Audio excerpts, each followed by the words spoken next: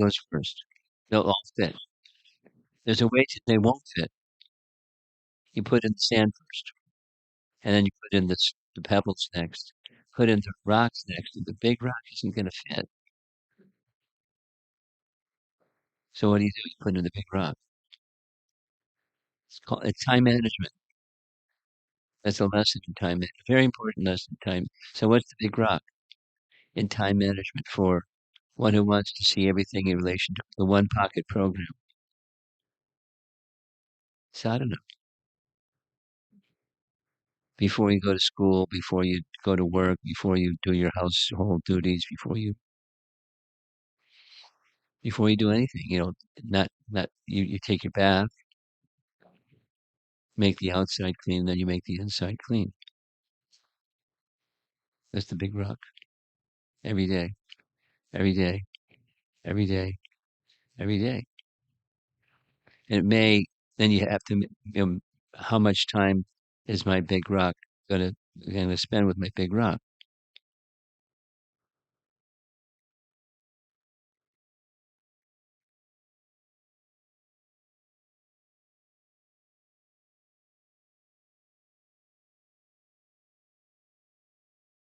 Distraction. See, he's the restless one.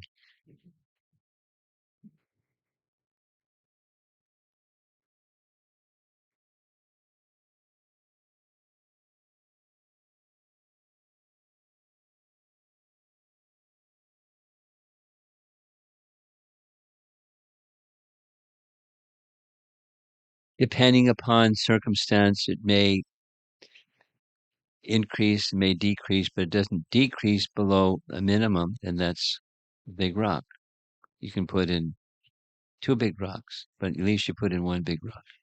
And there's a standard that you maintain. So my answer to the how do you balance is I don't like the word balance. Is you see everything is for Krishna. And what's the most important thing that I do for Krishna?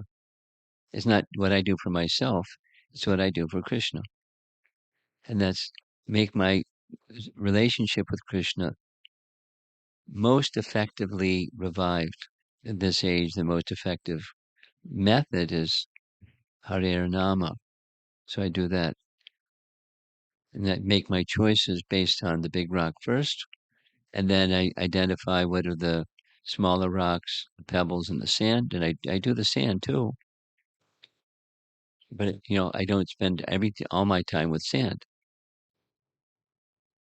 or all my time with so there's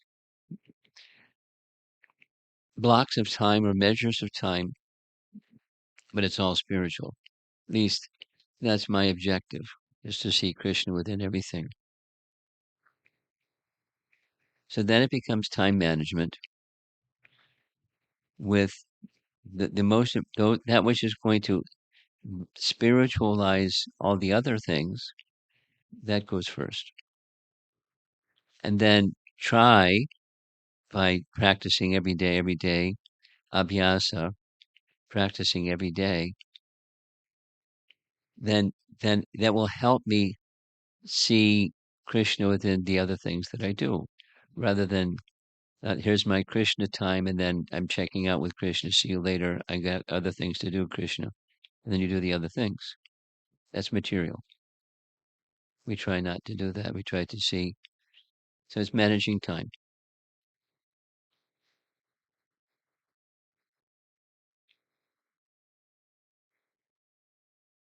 And if you want material, if you want material well-being follows spiritual well-being, like a shadow follows the object that casts a shadow. I'll say it again. Material well-being follows the object that casts a shadow. Material well-being is a shadow. The spiritual well-being is the object. The shadow, the material well-being follows behind spiritual well-being. Civilized culture understands that, and therefore there's substantial investment in spiritual well-being, and the material well-being follows. It's not like to divide them into two compartments. That's a mistake.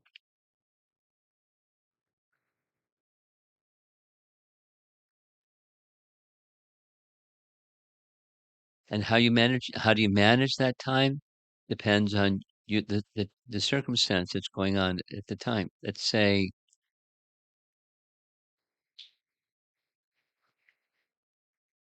kids have exams at school, so they spend lots of time with their exams at school. But if they spend so much time with their exams at school that they don't do any spiritual practice because they're too busy with their exams at school, it's not going to do well in the long run with their exams in school. Now, some people don't do sadhana at all, but it's a fuse that's burning because it's going on kriti or merit, and they're exhausting their stockpile of merit. You have to invest in sukriti to do well in anything, anything in life.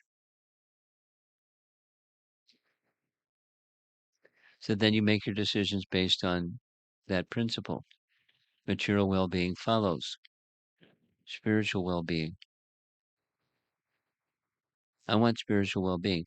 It's not like I trash material well-being or the that which is not directly devotional activity. I don't trash it, but it's not a 10 either. Some people, that's all it is, or they inordinately, and then they suffer by not. They don't choose to suffer. They choose in such a way that guarantees suffering. Yenat ma supersedati. There are verses in the Bhagavatam that describe the satisfaction arises from Vasudeva Bhagavati. Bhakti Yoga Prayojata Janayati Ashavairagyam Jnanam Cha Yadhaitukam Nashta Prayeshu Abhadreshu Nityam Bhagavata Sevaya Bhagavati Uttama Shloke Bhaktir Bhavati Naistaki. The happiness of life comes from spiritual well-being. That's my priority. I mean, a wise person's priority. And then depending upon the circumstance of a life.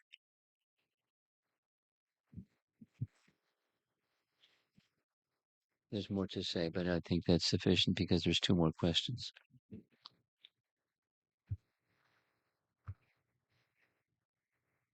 How do you guide your children or family towards what's right or what's wrong? Because what's right in one's perspective is wrong in another's. This is the question that the Yaksha asked Maharaj Yudhisthira. Correct? You familiar? There's a passage in Mahabharata where all five of the Pandavas became very thirsty. And they went to a lake and they heard a voice saying, "Don't drink from the lake. I want to ask you some questions." And they just ignored and they drank from the lake and they passed out as if dead. And Yudhisthira came and he saw his four brothers passed out as if dead. And um, a voice came, "Don't drink the water until you answer my questions." So he was Yudhisthira, so he heeded that advice. From the water came a yaksha. What's a yaksha? You know what a yaksha is? What's a yaksha? Tell me. Yes.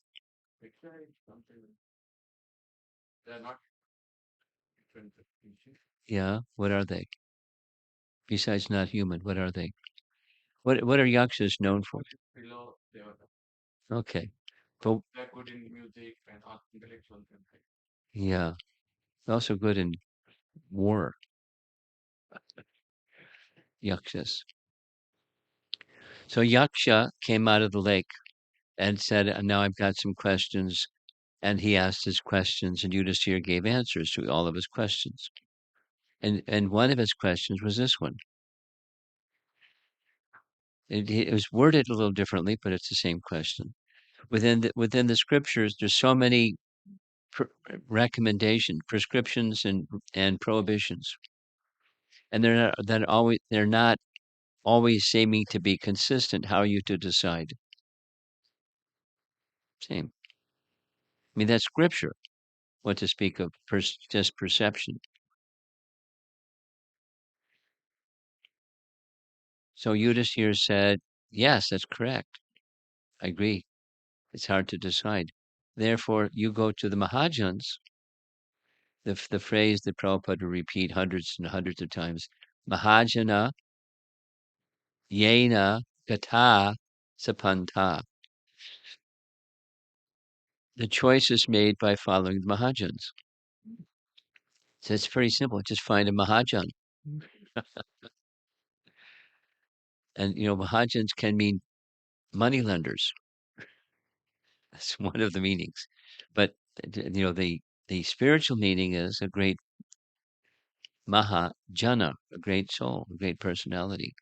And their wisdom guides the world. In the Bhagavatam, we have Maharaj Yudhisthira. No, Ma- uh, Krishna, Krishna, Yamaraj. It identifies the 12 Mahajans, and he's one of them. He's last on the list, last of the 12 on the list. So there's 12 great authorities, and they can decide. We follow them because they know, and others may not know. Others may be going by their perception, or I prefer, or something. And if one wants to know what's to be done, what's not to be done, in a way, it's not just perception, there's reality, then we have Mahajans. Another nice reference. You like Srimad Bhagavatam? Me too. 112, Srimad Bhagavatam. Vedyam Vastavam Atra Vastu Shivadam Tapatrayon Mulanam. Second verse of the first canto, chapter 1. So this Srimad Bhagavatam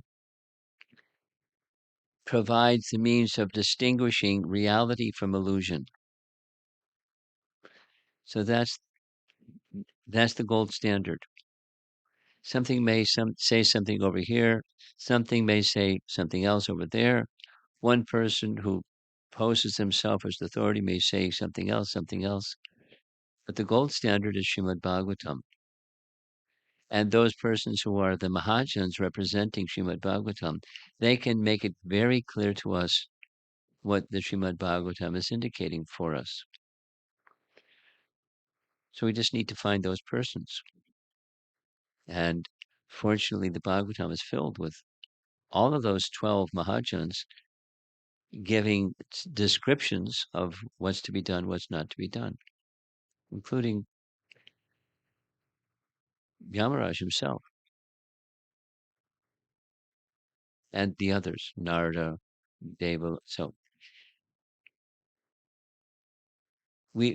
as we become familiar with Srimad Bhagavatam and associate with devotees who are living their life according to the teachings of Srimad Bhagavatam, then we have the right standard of what's to be done, what's not to be done. There's always detail, refinement of detail. So exactly in this circumstance or exactly in that circumstance, the principle is within the Bhagavatam, and then we need the guidance of Guru who is in harmony with the teachings of Srimad Bhagavatam and the previous acharyas. We take guidance from them. And then know specifically within your family, your children and the family members, you need to know that mother and father, parents need to know, and then speak accordingly and live your life accordingly. Achar and prachar, according to the Srimad Bhagavatam and the line of disciplic succession that we receive Srimad Bhagavatam from.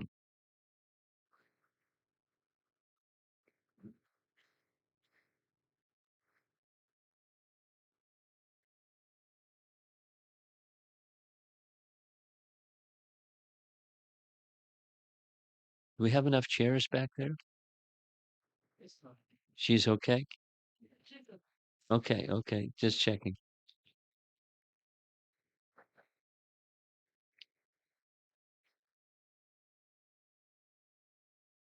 Eye contact, and I can see you. Instead of the wall, I can see you. You're okay. You're okay. Wherever you want to sit. So you teach by example, achar, and then your prachar. We had this nice discussion yesterday. The nice discussion yesterday was in relation to um, the marriage of Samba and Lakshmana. You know who is Samba? Samba is one of Krishna's sons. Samba was the son of Jambavati, one of Krishna's wives. And Samba was a very powerful, super powerful warrior. He wanted to marry Lakshmana, and she wasn't so inclined.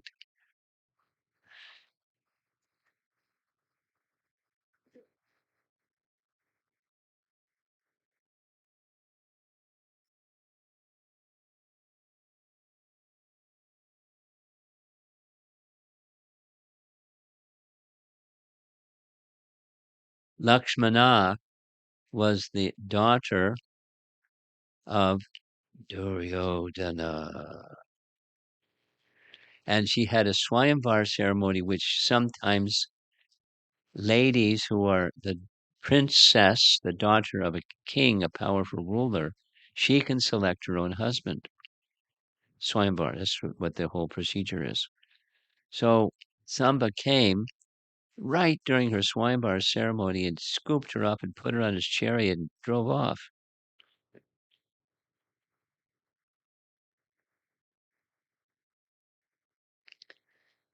They got very angry, Duryodhana and Karna and others. They chased after Samba. They ganged up on him. 6 soldiers ganged up on us against the codes of conduct for warriors. And they captured him and tied him up. But they were advised by grandfather Bhishma, you can capture him, but you can't kill him. So they arrested him, detained him.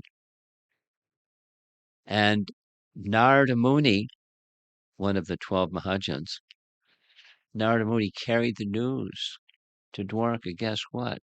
Samba's captured by the Kauravas. Fury, Ugrasena, and the whole army of the Yadu dynasty putting on their armor. And Balaram said, no, no, no, no. I like peacemaking. I'll make peace. I don't want to see war between these two. We're cousins, we're over there and they're over here. And so he went to make peace. But when he went to make peace, they honored him with gifts, as is his culture. When a visiting VIP comes, you receive them and honor them and give gifts. And then Balaram said, here's the message from Ugrasena. Basically, please release Samba and send him back with me. And they were so angry. Who is this Ugrasena upstart?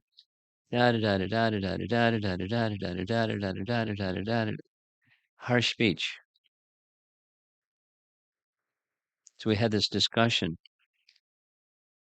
Supposing you're a parent and you understand what's to be done, what's not to be done, because you've gone to the Mahajans and you've got a clear idea what's to be done, what's not to be done. How do you present the truth palatably, pleasingly? That can be a challenge. I mean, not just for parents. Supposing friend and friend. Supposing, one member of a community and another member of the community. It's chapter Bhagavad Gita, chapter 17, text 15. Speech in the mode of goodness. So, achar and prachar, guided by wisdom and spoken pleasingly.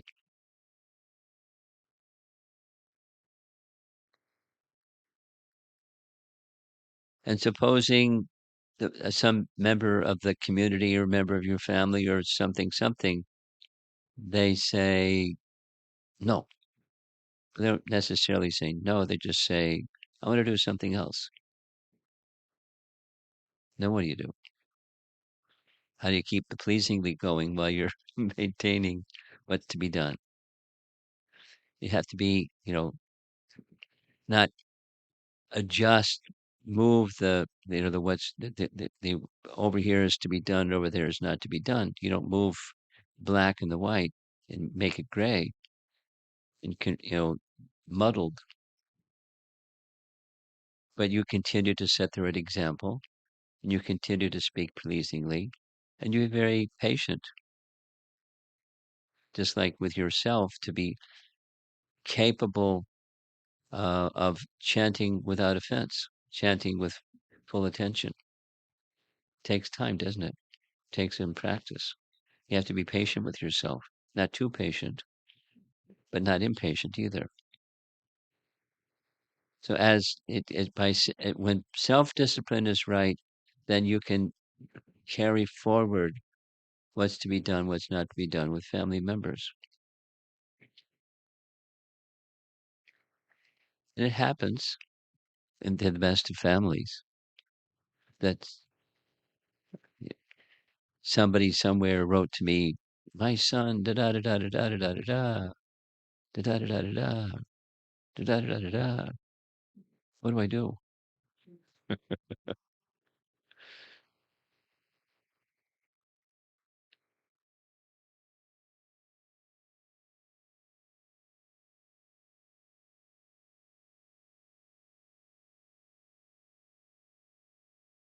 You have to be a loving parent, regardless of what the circumstance. No, what Balaram did when they insulted him, and they not only insulted him, they insulted Ugrasena, they insulted Krishna. Not directly, Krishna's bad, but they're not entitled to sit on a royal throne. Whatever they have and as their royal insignias, they've gotten it from us because we're the real emperor, and they're over there, and they're just, what return Samba. So Balaram let him have it. No, but he had the as a Kshatriya, he had the duty to correct their misconduct and their improper speech. So according to circumstance, sometimes parents have to be firm. But you're very cautious about when to be firm and when to be pleasantly speaking. You can, as I said to this particular person, but you catch more bees with honey than with vinegar. You want your son to be bee-like, be honey-like. He understood. Because you lose that connection, and then the next decision, you have no influence without that loving dealing as a family member. So that's that relation of family dealing is so important. And at some point, it's firm, but be very sparing with being very firm when it's really, a very important matter. And that's the application. The question was how to help family members understand what's right and what's wrong. Then your third question, I'm reading.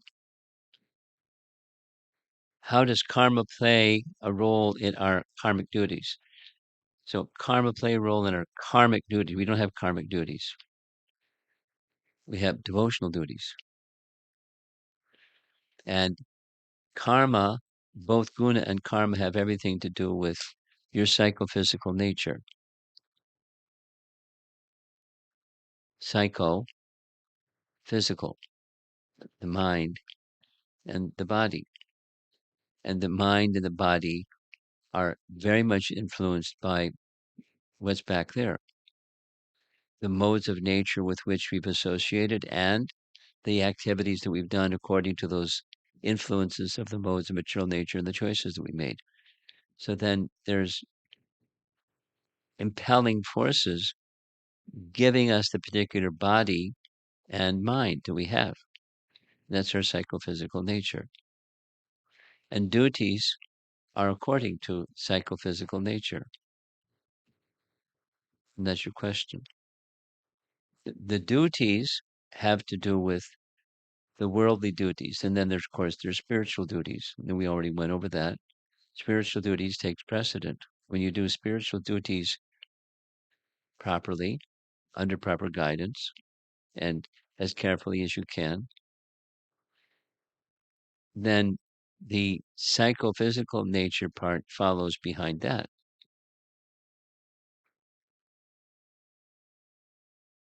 So then if you by studying Bhagavad Gita, which we're encouraged to do, then you'll understand more about your nature based upon those four descriptions of the four varnas. Brahma karma swabhavajam chaturya karma swabhava. Swa means one's own. Bhava means inclination or spirit. Swabhava. A brahmana is very clean and very truthful, etc. Kshatriya is very heroic. And so there's and compassionate. So according to the nature that one has, that determines what one's duties are. It has everything to do. And the guidance of according to that nature is from scripture.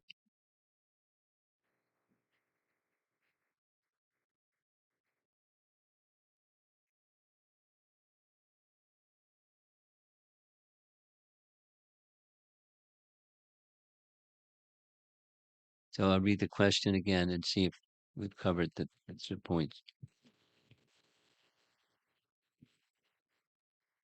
How does karma play a role in our karmic duties or our dharmic duties, the duties of in this world?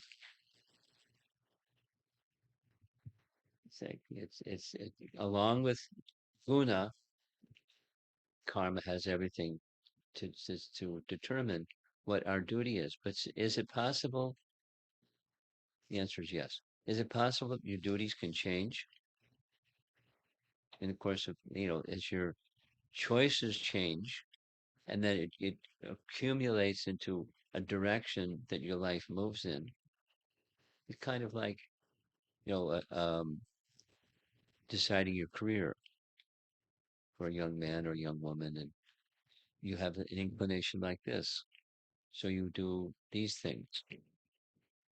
And over a period of time, you refine or adjust or may even move in a different direction altogether. Or sometimes Krishna moves us in a different direction altogether because you lose your job. And then what do you do? And the job market is tough. So what are you going to do? look for some employment that so adjustment of nature may happen in course of time by association and by circumstance, and that's okay. The main concern is follow the thread of let me try to do whatever it is that matches my nature in such a way that Krishna is pleased. That's the most important thing.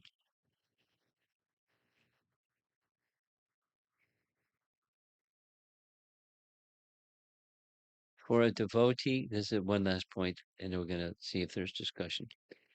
For a devotee, the governing of prarabdha karma, which means karma that's fructifying now, is is more or less eliminated by bhakti.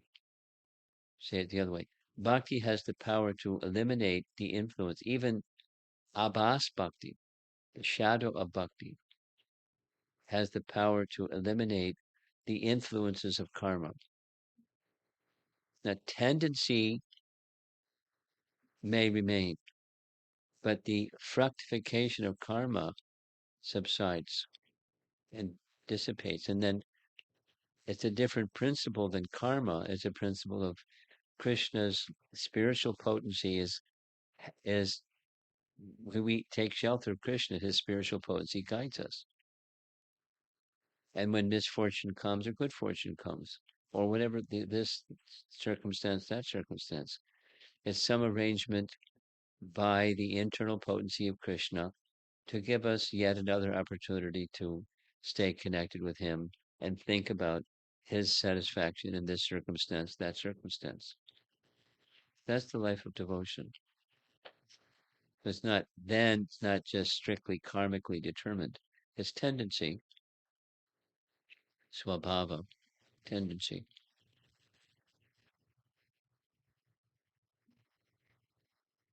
But it's not karmic duties. Clear? Okay, let's see if there's some discussion. Wow, you had the first hand up. Fantastic. What are the most common duties and how do we fulfill them? Most common, most common duties. Well, that's a nice question. I would say cleanliness. Most common duty, you take a bath and you brush your teeth. I mean, everybody. If someone doesn't take a bath or brush their teeth, they're not doing their duty. So every we have you have activities. Then you'd say eating. Everybody eats. So a duty of taking only Krishna prasadam.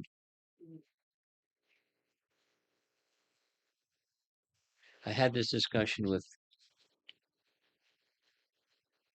parents. Their two sons are going to be going to college. One is in college, the other is going to college. So the question was then how to observe Ekadasi when you're in the freshman dorm. Now, when you're at home, it's not a problem. Mom and dad are observing Ekadasi, you observe Ekadasi. It's not a problem. But in the freshman dorm, what do you do? So there's where there's a will, there's a way. So um, sticking by your question is most common duties. So cleanliness, abiding by principles of Dharma, that is, you know, the for us, it's these four pillars of sinful activities. We don't cross those lines. That's for everybody. Doesn't matter. Doesn't matter. Everybody. Taking only Krishna prasadam, that's another. It's a universal. Everybody eats.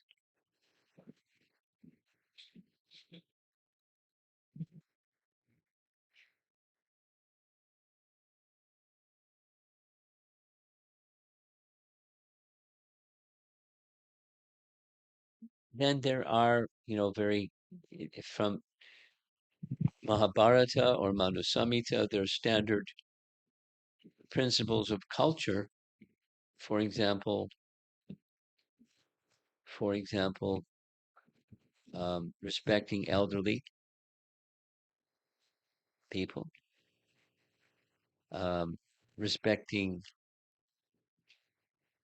material nature, because material nature is our mother, Krishna is the father, and material nature is mother, and women are mothers, or they're of the feminine side, the Prakriti side, and so material nature and women are to be respected.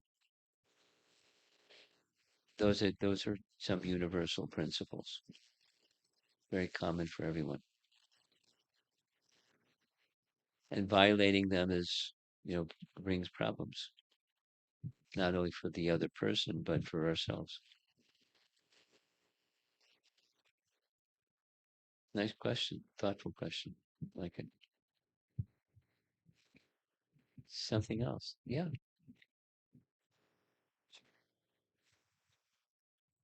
Hare Krishna Maharaj. Uh, I have listened to Glories of Bhagavatam many times, but I have seen um, sometimes parents read Bhagavatam to their kids by force, even though if Really? they sometimes, even though if they don't like it. I have seen that. What So, happened? okay. So will that cause a betterment for the kid, or it will create more aversion towards it? And in future, will it cause him cause the kid to even listen to Bhagavatam, because all this while he was getting forced to listen to Bhagavatam.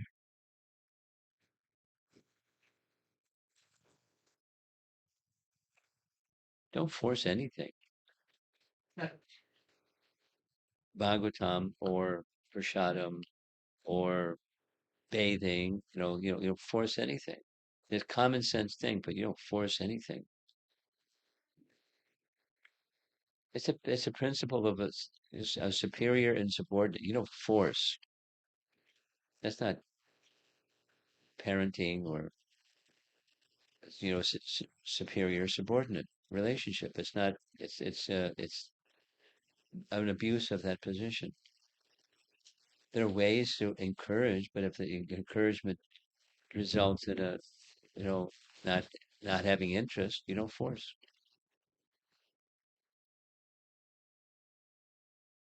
And yes, push back later, if either temporarily or long term. It's just human nature. It's not good parenting. Okay? Thank you, Maharaj. Hare Krishna. I have a question. Um, if you know about Krishna consciousness, how do you live on the aspect of Krishna consciousness? How do Eh, you live? Yeah, how do you live on the aspect of Krishna consciousness? I don't understand your question. The question is, if you are Krishna consciousness, how to make living out of Oh, it? how to make a living, income, money. That's what you're asking. Okay. It's similar to, this is your mother, right? Yeah. So similar to her, the one pocket program. That is,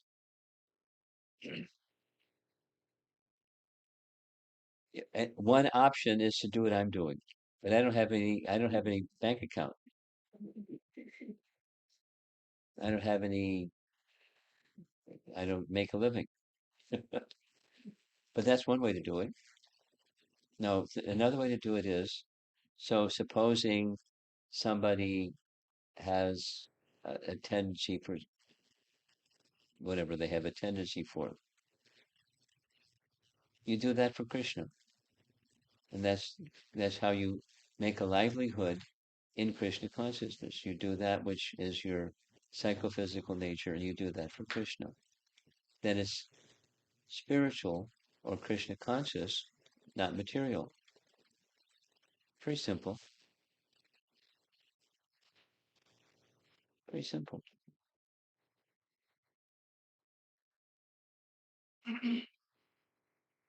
Some people like business. I know a young fellow. He likes business, so he's going to do business for Krishna.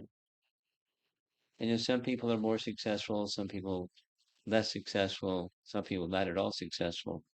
But if whatever that range is, they do that for Krishna. The important thing is to do that for Krishna. That's how to make a livelihood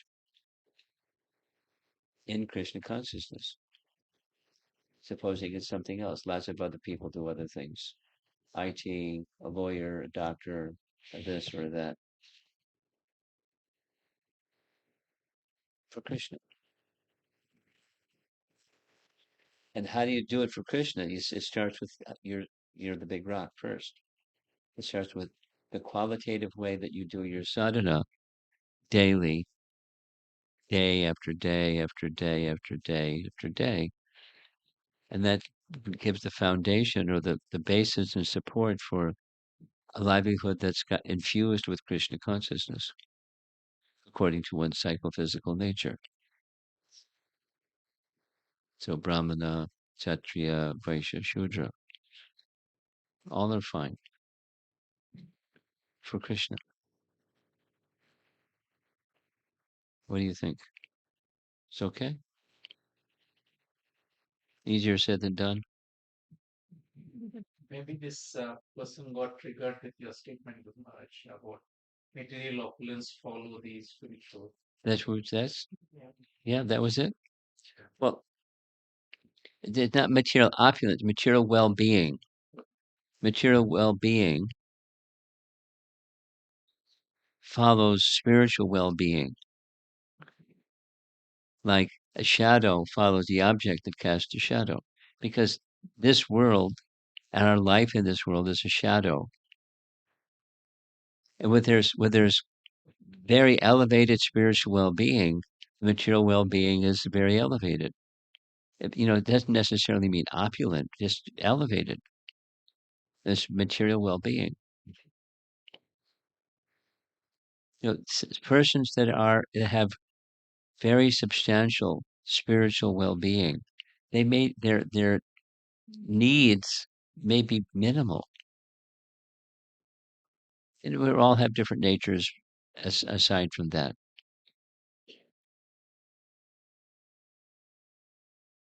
that you're looking at me like I'm gonna want me to tell you a story or give you an example.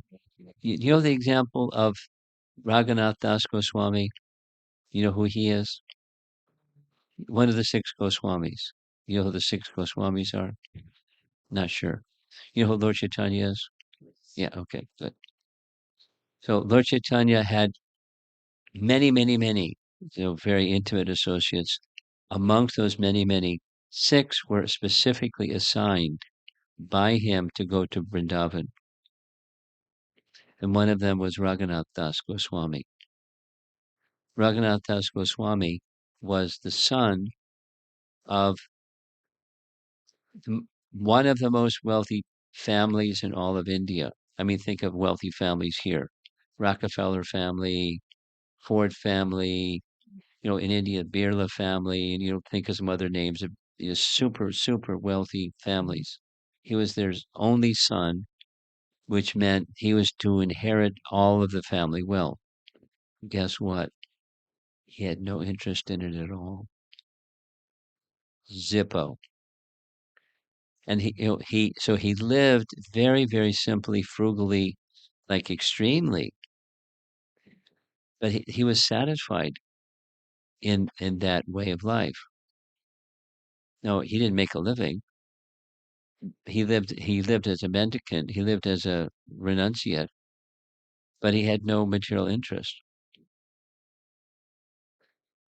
He was very eager to be with Lord Chaitanya. So he met Lord Chaitanya somewhere in Shantipur. And Lord, he begged, let me, free me. My father is not letting me come and join you. He said, don't be restless. Perform your duties in this world as if you're attached, nicely, as if you're attached, but internally you cultivate your spiritual well-being. So that's what he did. He solved a problem that his father and uncle were in with the tax collector without the detail. It made a very clever, very smooth, very peaceful. The tax collector was crying because it was so nice. Everything was made nice. So he knew how to do worldly duties, but he wasn't interested in all of that. Now, his material well-being followed behind his spiritual well-being because he was a very spiritually elevated person, but he wasn't interested in the material side. Somebody else may be able to engage on the material side. I'll give a nice example. Here's a nice example. Prabhupada and Prabhupada's spiritual master Bhaktisiddhanta. Bhaktisiddhanta engaged himself, he was a lifelong brahmachari. He engaged himself in activities like Haridas Thakur, like 3 times 64 rounds a day. Do the number again. 3 times 64 rounds every day for 8 years. It's otherworldly. It's otherworldly for 8 years, every day for 8 years. And then after that, he was instructed by his spiritual master, Kishore Das Babaji, to take sannyas and preach. So when he took sannyas and preached, he had wealth to establish temples all over the place, 64 temples. But he wasn't attached. So the material well-being was there with wealth, but it was on the strength of his spiritual well-being.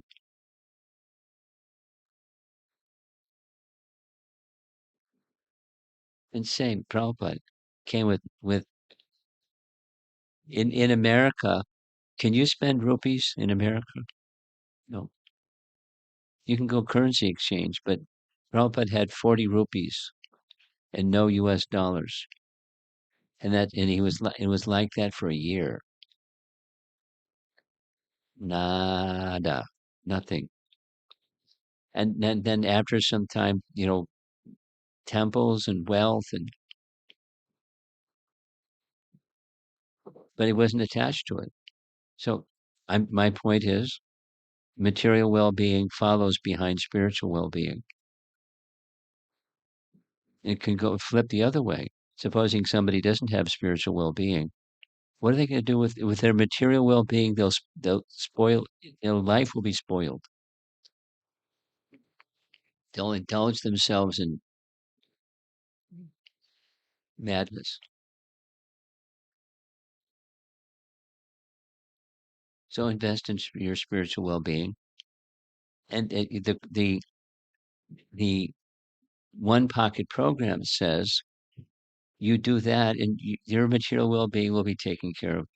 You do stuff, practical stuff, but without taking your attention away from a spiritual well-being. Investing in spiritual well-being while you're developing your profession or your life in the world for Krishna.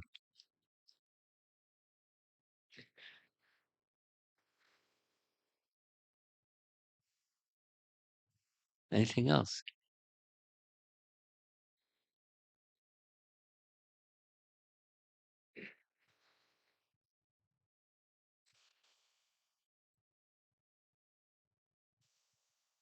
Hare Krishna, Guru Maharaj. Guru Maharaj, you said the activities should be like whatever we do, we should think that we are doing for Krishna. How to distinguish between whether it is coming from authorized source, what are the activities to be done, or those are all mental concoctions we are thinking. Your question is her second question. It's their question. Mahajan meaning. We refer to the authorities and we take guidance from the authorities. If your authority should be able to tap you on the shoulder and say, "Excuse me, but you're speculating." Oh, okay. Not, what do you mean I'm speculating? Okay. No, so we take guidance. We follow those who are carefully following. So we can stay on the path and not fall in the ditch. We follow the authorities, the qualified spiritual authority, starting with the 12 Mahajans and those that are followers of the 12 Mahajans. We follow them. That's our life. Okay, here he is again. The restless one. Okay, thank you very much. Srila Prabhupada ki Jai. His Holiness Rompa Swami